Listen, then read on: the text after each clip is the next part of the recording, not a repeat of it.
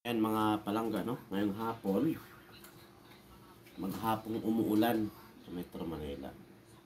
So, hindi lang ngayong hapon pala, ngayong araw. Tayo na tagantoron.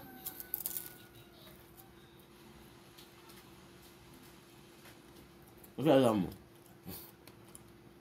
sa Mentron, ano to? Nilalagyan ng langka sa scratch siya.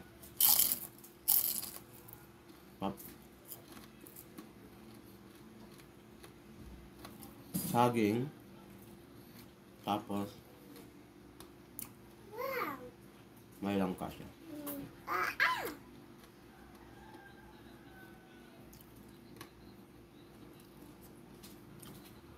Ganito, hindi ako nakapagbiyahe. Sayang, Friday pa naman ngayon.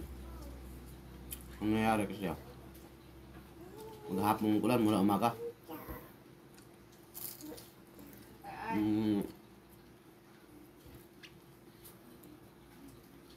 So ganito, kahit nakalingkot ka, ka talaga. Tapos, Bisaya pa. Hasol ka ba? Siyempre, mabasa yung helmet. Tapos, suot hubad sa pasahero, ang kapote, ringkot. Siyempre ano yan, dalawang ringkot yung dala ko. Sa akin pati yung sa pasahero. Ayun yung hassle. Kahapon, ganun kahapon. Webes. Kahapon yung basa.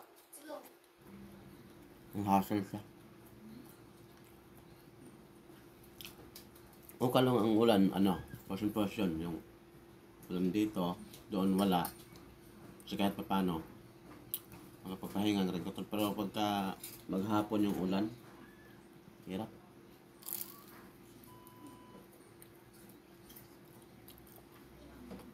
Malamigin ka. Lamig. Sarap na mais pa.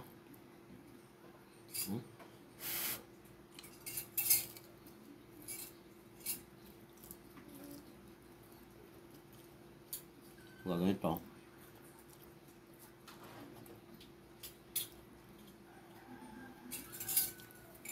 Bawi na lang bukas. Dapat daw. So nga.